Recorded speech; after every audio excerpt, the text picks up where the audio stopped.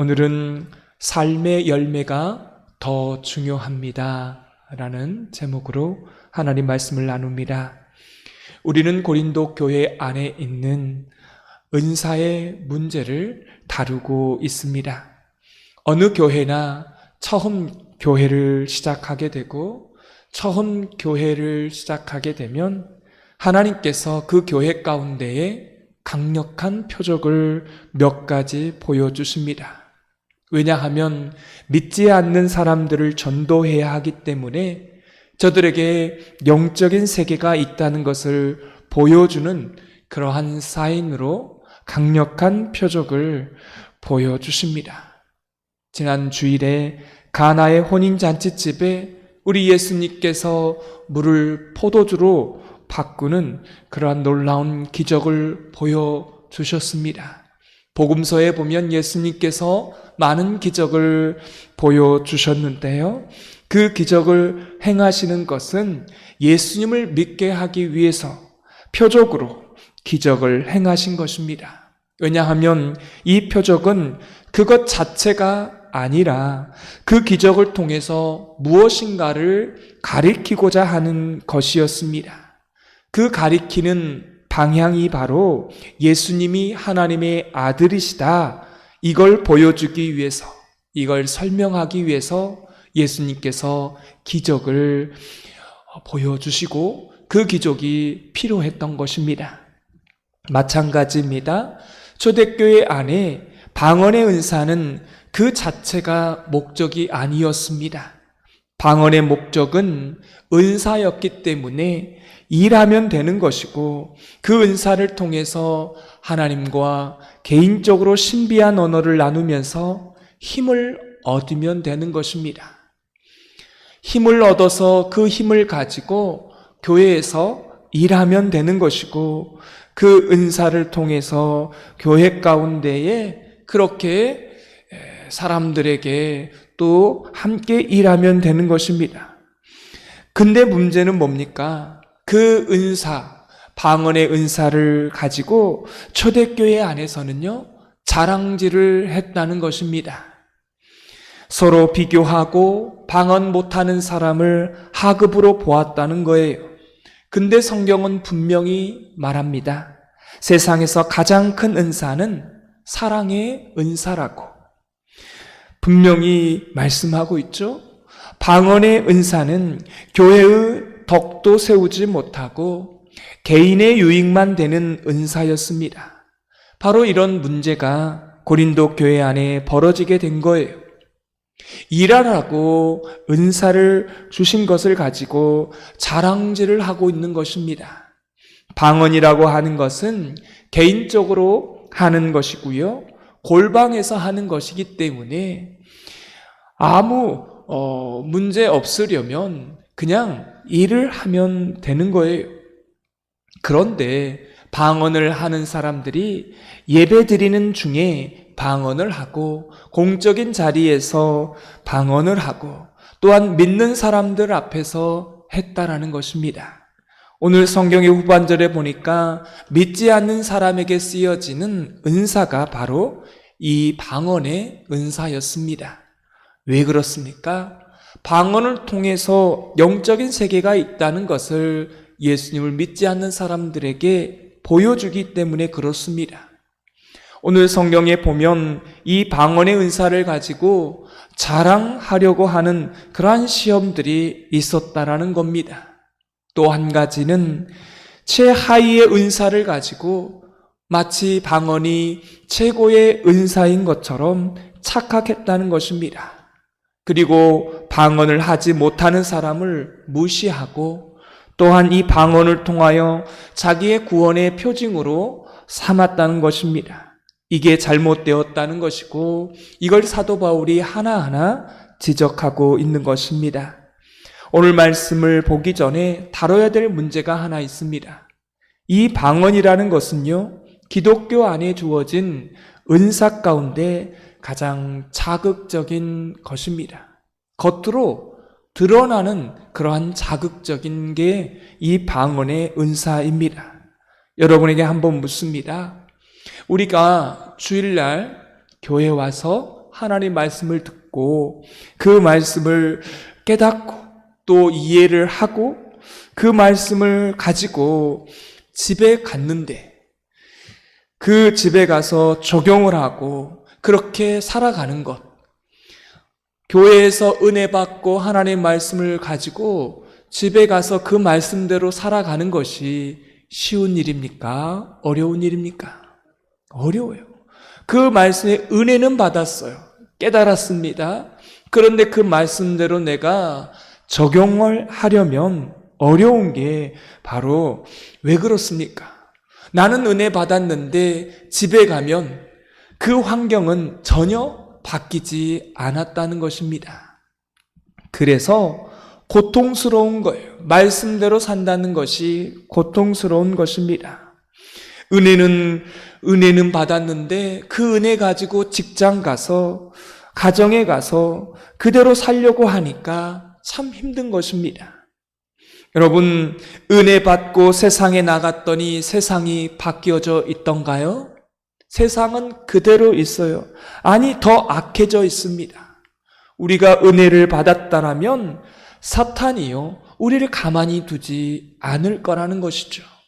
이게 영적인 전쟁이기 때문에 우리를 더 힘들게 한다는 것입니다. 오늘 말씀에 보면 방언의 한계와 예언의 유익함을 대비해서 말씀해주고 있습니다. 우리 14절의 말씀을 다 같이 읽겠습니다.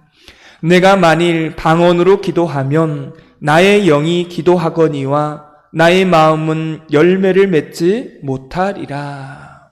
이게 무슨 말이냐면요, 입으로는 방언을 말합니다. 그런데 마음으로는, 삶으로는 열매를 맺지 못한다는 말입니다. 방언을 하면, 여러분도 방언을 해보셔서 알겠지만 방언을 하면 얼마나 은혜가 됩니까? 얼마나 좋습니까?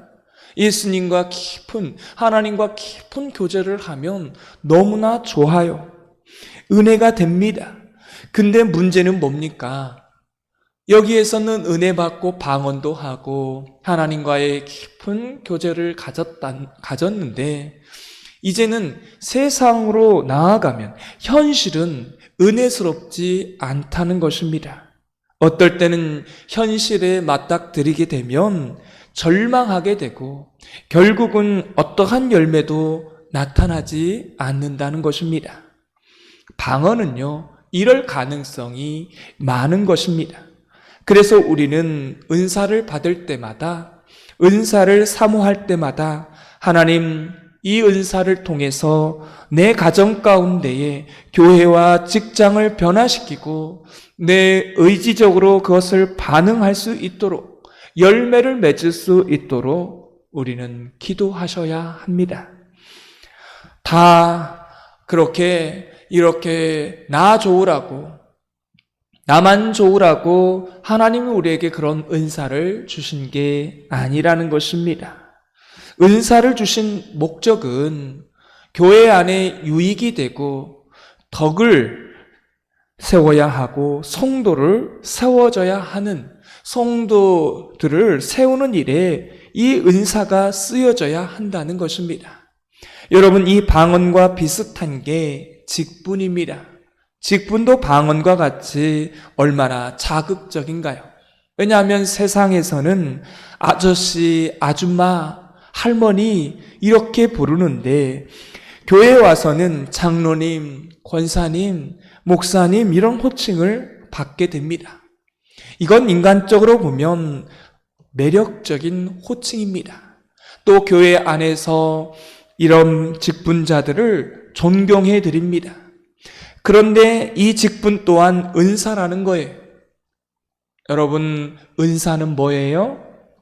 일하라고 주신 것입니다. 직분을 왜 우리에게 주셨습니까? 그 직분에 맞게 일하라고 주신 것입니다.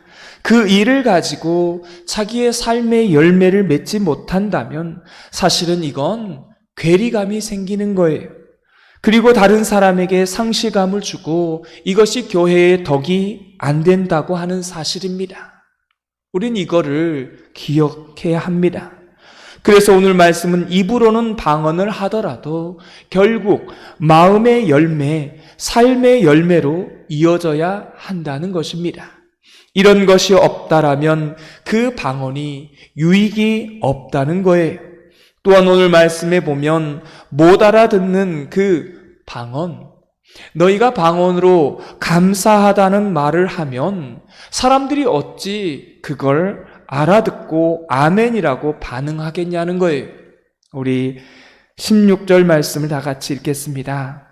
그렇지 아니하면 내가 영으로 축복할 때에 알지 못하는 처지에 있는 자가 내가 무슨 말을 하는지 알지 못하고 내 감사에 어찌 아멘 하리요.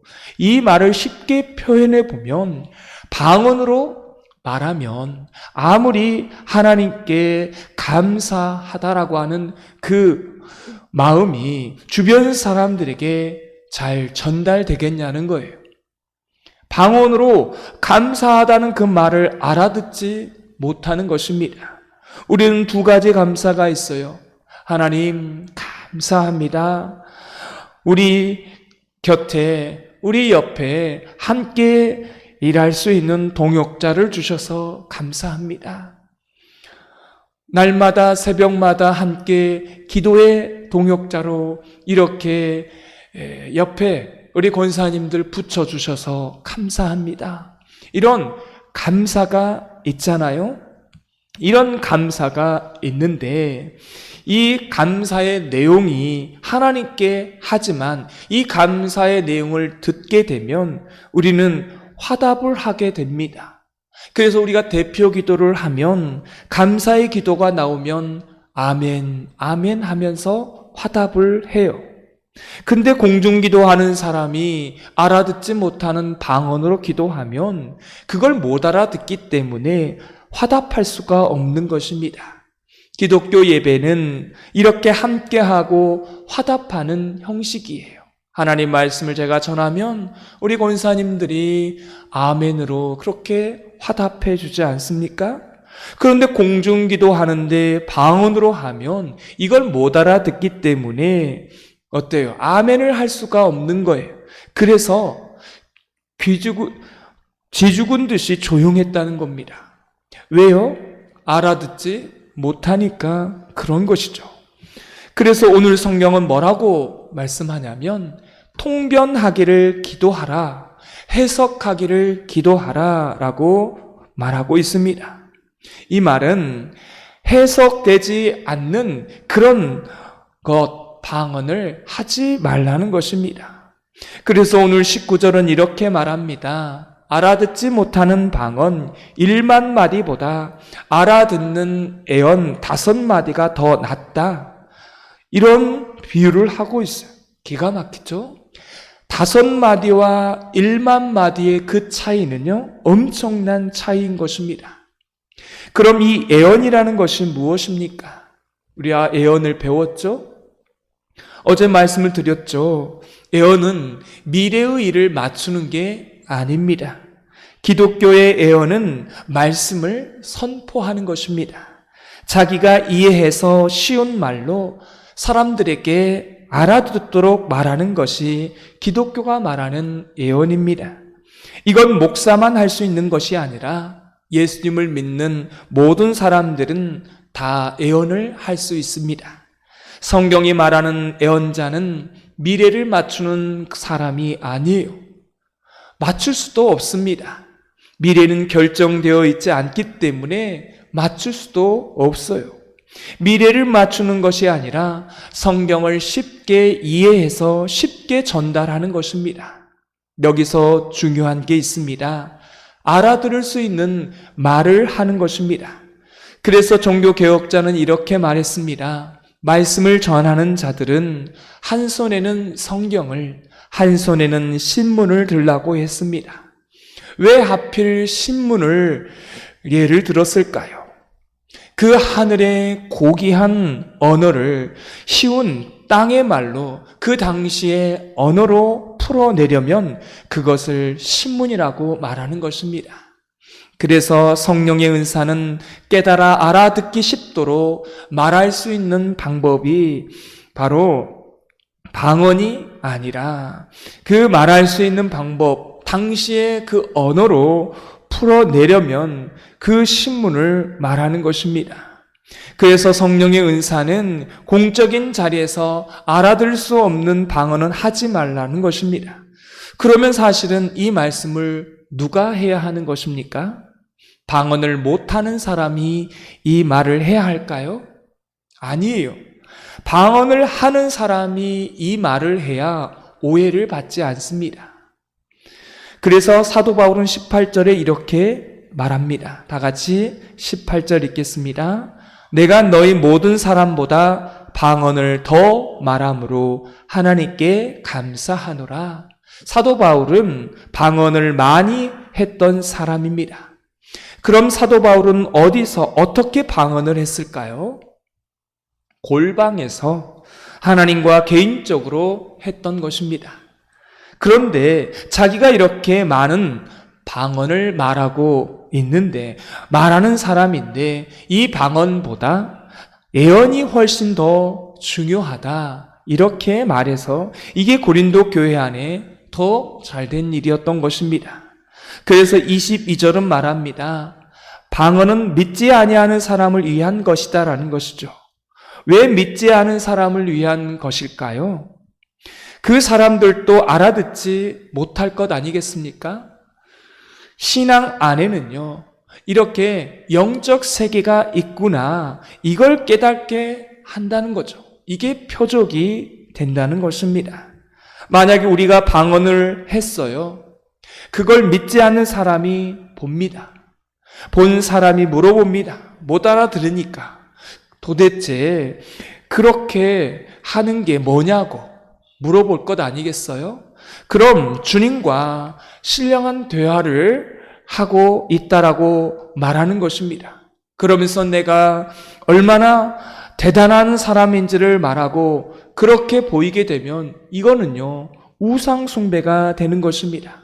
그렇게 말하지 마시고 내가 그 방언을 통해서 예수님과 얼마나 사랑하게 되었고 예수님이 얼마나 좋은 분인지 깨닫게 되었다라고, 당신도 예수님을 믿으라고 이렇게 결론을 내야 되는 것입니다. 여러분, 이 방언과 이 모든 은사를 가지고 있는 사람을 보면 놀라운 게 있습니다. 모든 사람들의 이목을 받게 돼요. 우리가 방언의 은사를 하게 되면 사람들에게 이목을 받게 됩니다. 사람들이 보는 거죠.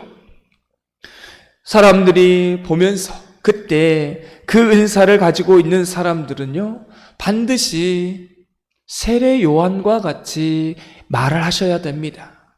뭐라고 말해야 될까요? 나는 아니다. 나는 아니다. 나는 절대로 아니다. 내 뒤에 오시는 분이 큰 자다. 이래야 진짜 은사가 되는 것입니다. 내가 이런 은사를 하니까 자기 자신을 높이고 자랑하면 안 된다는 것입니다. 나는 이렇게 방언도 하는데 당신은 방언도 못한다고 하면서 낮게 보면 안 되는 것이죠. 직분도 마찬가지입니다. 여러분, 교회 안에서 목사의 역할을 가장 잘하는 사람이 누구일까요? 예수 그리스도에게 인도해주는 목사가요, 가장 그 역할을 잘하는 거예요. 제 목표가 이겁니다. 제가 설교를 하고 목회를 할 때에 제가 갖는 목표는 바로 이런 거예요. 뭐겠습니까? 예수님을 가장 그 사람에게 전달하는 거예요. 그 사람이 예수님을 믿도록 안내하고 인도하는 것입니다. 예수님이 어떠한 분이신가를 그 사람에게 말씀을 드리는 거예요. 제 목회가 바로 이런 목회인 거고 제가 이것을 목표로 삼고 있는 것입니다. 예수 그리스도에게 인도해주는 그런 목사. 저 목사가 전하는 예수님이 진짜 좋은가 보다, 저 목사가 말하는 예수님이 참 귀한 분이신가 보다, 이걸 깨닫게 하고 이걸 느끼게 했다라면 제 목회는요, 성공한 목회인 것입니다. 다른 게 없습니다.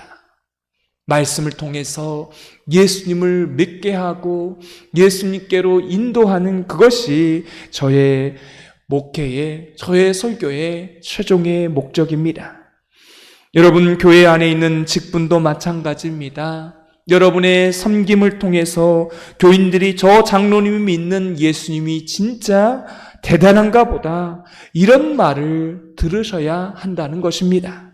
그래야 우리 교회가 좋은 교회가 될 줄 믿습니다.